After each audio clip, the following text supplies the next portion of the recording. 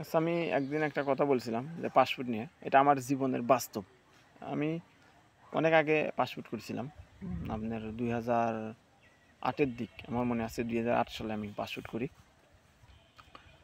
তো পাসপোর্ট করার কারণে আমি ব্যক্তিগতভাবে মানে চাই না যে আমার থেকে ঘুষ নিক, এটা আমি চাই না। আর বিশেষ করে তো পাসপোর্ট ধরেন, এটা আমি রাষ্ট্র বহন করব, জাতীয় পতাকা বহন করব।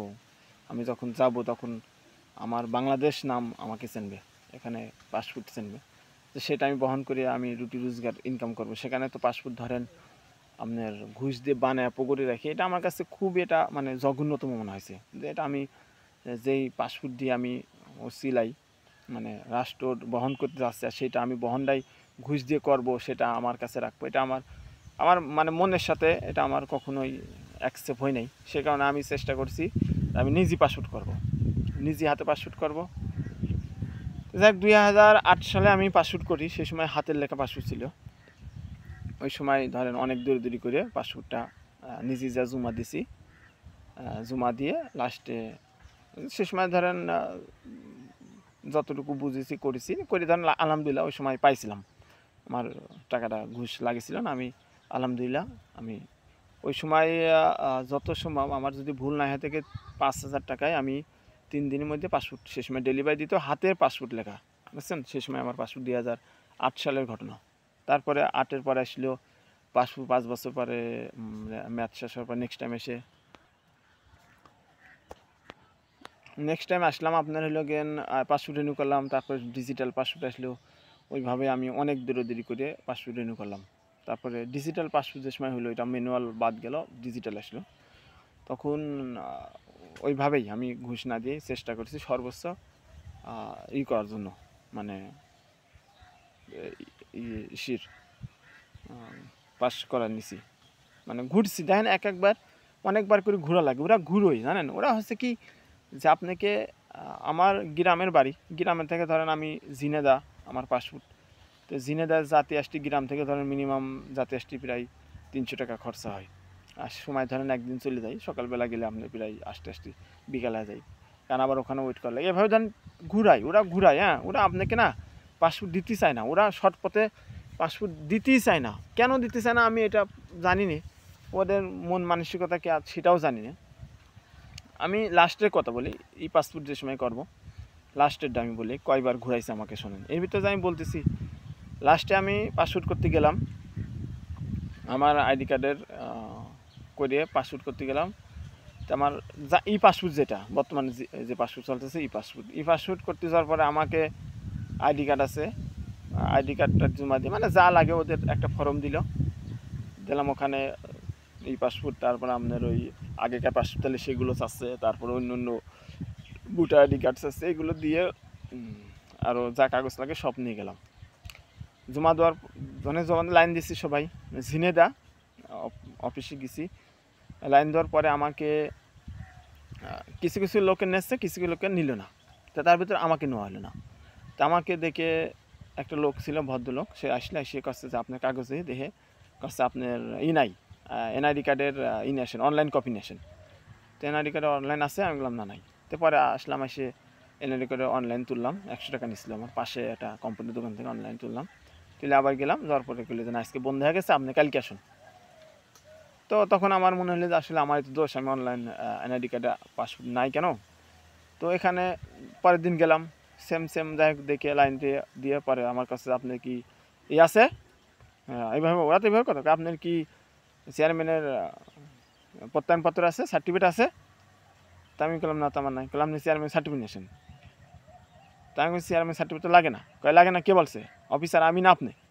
এইভাবে কথা বললো। তো এখন আমি অফিসার, তো পরে বললাম লাগেই, মানে ধরেন তো ওরা অফিসার, ওরা তো বলতেছে লাগবেই। পরে আমি ওই দিন রিটার্ন আসলাম। পরের দিন আবার নিয়ে গেলাম, নিয়ে যাওয়ার পরে ওখানে দারোয়ান থাকে ওরা কিছু, হ্যাঁ, ওই জায়গাটা ওই যারা আনসার ব্যাটালিয়নে চাকরি করে ওরা দারোয়ান থাকে। তো ওরা আমি 2-3 দিন আমার যাচ্ছি, ওরা ফলো করে করতেছে। পরে বলতেছে যে আপনি বুঝতেছেন না, আপনি কেন ঘুরে হচ্ছে? আমি বললাম কি কেন ঘুরে হচ্ছে? তো বলতেছে আপনি বোঝেন না। তা আমি বললাম না, আমি বুঝি না, এভাবে বলতেছি। তো কাছে না বুঝলে আর কী কব, হুজুর মানুষ আমার কাছে হুজুর মানুষ তো একটু বেশিই বোঝে, এভাবে কথা বললে ওর কথা আর দিলাম না, ওরা বলবেই, কারণ ওরা টুপি দাড়ি দেখলে ওদের অ্যালার্জি আছে, এটা স্বাভাবিক। আমি আর অত দূর ধরুন গেলাম না। নেক্সট টাইম আমি আবার গেলাম, যাওয়ার পরে বললো যে আপনি যে দিলাম অনেক লোকে নেসছে, এর মধ্যে কেউ কেউ ফোন করতেছে, ফোন করে কেন কেউ ভাই বা গভর্নমেন্ট জব করে তারা ফোন করে দিচ্ছে, কে নাম লিখতেছে, এরকম করে আমারে বললো যে ভাই আপনি ওই টাইপিং সেন্টারে যান, একটা টাইপিং নাম বললো, ওখানে যাইয়া আপনি এই কাগজটা নিয়ে আসেন। আমি কোন কাগজটা করলো যে এটা কী নাম বললো, যে এই কাগজটা নিয়ে আসেন। পরে ওখানে গেলাম, যার বললো ভাই এই কাগজটা চাইল।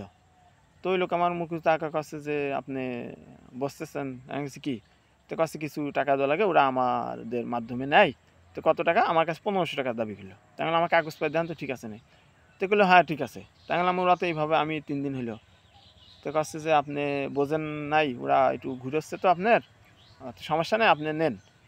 তো ওর ভিতরে আবার একটা লোকের দাঁড়িয়ে আছে টাইপ, ওর কাছে হুজুর ভাই, আমি ভাই বললো হুজুর ভাই আপনি আবার যান, যে আপনি চেষ্টা করেন, হতে পারে আপনার। তো আমি চেষ্টা করি, আপনি যান কন যে গিয়েছিলাম হয় নাই, তাই কনগা আবার যান। তো তখন মানে সম্পূর্ণ বুঝলাম যে ওরা ওই দোকান থেকে মাধ্যমে, ওই টাইপিং মাধ্যমে প্রতীক আছে, মানে একটা নাম বলে যে এই নাম যা হনে বলবা, তারপরে ওরা ওই নাম বলে, সেম ধরেন ওর একটা কোড আছে, কেউ শাপলা ব্যবহার করতেছে, কেউ আপনার সিংহ, কেউ 420 কি 430 এরকম ব্যবহার করে একটা কোড বলে দিয়েছে, মানে আমি ওখানে 420 নামে বা আছে যে শাপলা কোড নামে বললাম যে শাপলা, যা ওই টাইপিংওয়ালা বলে দিয়েছে আপনি যা বলবেন শাপলা। তার মানে এই যে অফিসই গ্রহণ করে ও বলতেছে যে আসলে শাপলা হলেই পারে আমার লোক, বুঝেছেন? এইভাবে ওদের এটা কৌশল। তারপরে আমি গেলাম, এসে আমি বললাম ওখানে কিছু হয় নাই। তো পরে আমার দেখে আচ্ছা আপনি আবার যান, আমার রাগ হচ্ছে, প্রচুর রাগ হচ্ছে, আবার এতে আমি সহ্যও করতেছি, আমি কি করব। আবার গেলাম, আবার এসে কিছু হয় নাই, ওই দিন টাইম শেষ করে দিল আমাকে, বলে বসেন আসতেছি, টাইম শেষ করে গেল।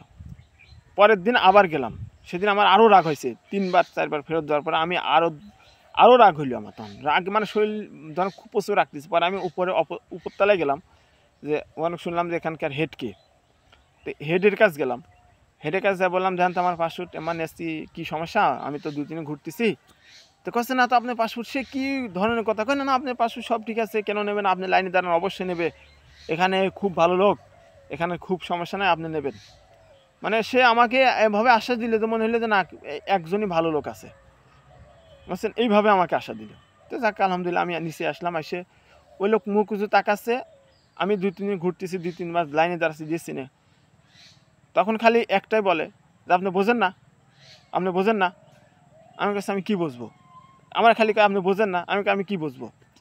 আমারে লাস্টে জানেন 6বার ফেরত দিছে, 6বার ফেরত দিয়ে 7বার এবার আমার পাসপোর্ট অ্যাকসেপ্ট করে এবার লিখে দিয়ে বললে যান আপনি সামনের সপ্তাহে অমুক দিন ফিঙ্গারপ্রিন্ট নেবেন।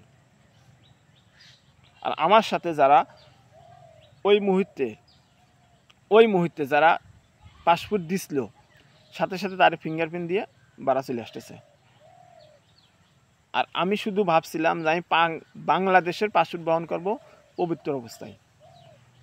আমাকে 6বার দিয়ে 7বার দিয়ে আমাকে দিয়ে পরে আবার 1 সপ্তাহ পরে আমি ফিঙ্গার দিয়ে আমার পাসপোর্ট আসতে 21 দিনের আমি টার্গেট মানে নিছিলাম, সার্ভিস নিলাম। সেই পাসপোর্ট আমাকে 45 দিন না কয়েকদিন পর আমাকে পাসপোর্ট দিয়ে পরে আমাকে ফোন করলো, মানে মোবাইল মেসেজ আসলো যে আপনার পাসপোর্ট রেডি আছে, আপনি নিয়ে যান।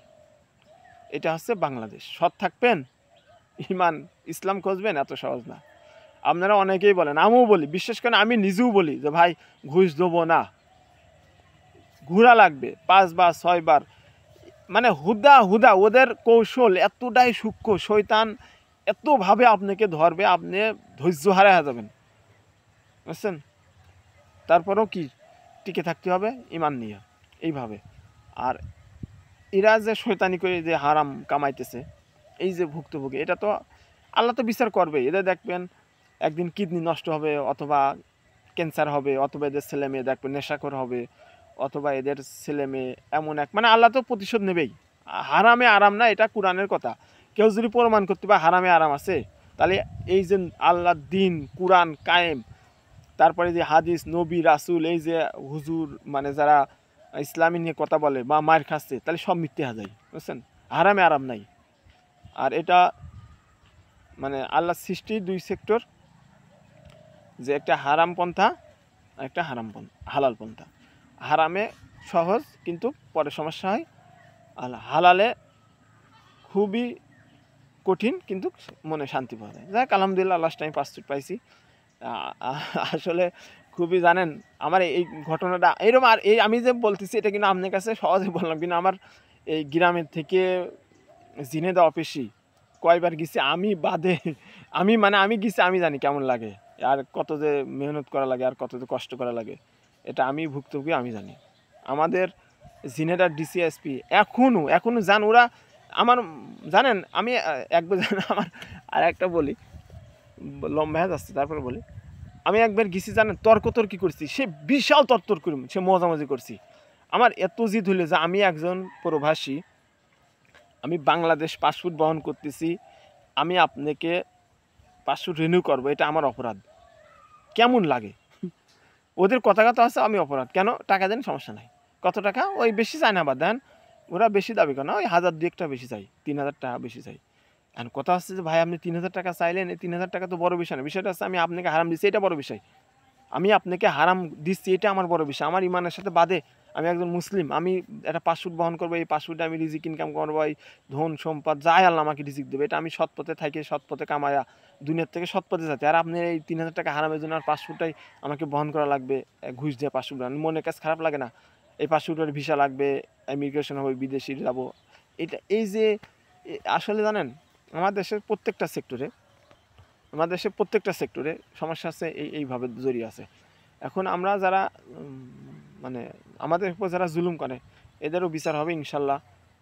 দেখছি কত সরকারি লোক চাকরি করতেছে, লাস্টে পোলাপান মানুষই নাই, বা তাদের কিডনি নষ্ট হয়ে গেছে, ক্যান্সার হয়েছে, তারা বউর সাথে অশান্তি, ফ্যামিলির কথা দেখছি। তো এই জীবন তো আর ছোটো না, বহুত লোকের সাথে আল্লাহ আমার সাক্ষাৎ করাইছে, দেখছি গভর্নমেন্ট চাকরি করতেছে, পরে কত মানে তাদের সাথে সাক্ষাৎকার নিলে দেখা যায় বা জিজ্ঞাসা করলে ভিতরে জাহান্নামের দুনিয়া আল্লাহ তাদের জাহান্নাম দিয়েছে, বুঝছেন?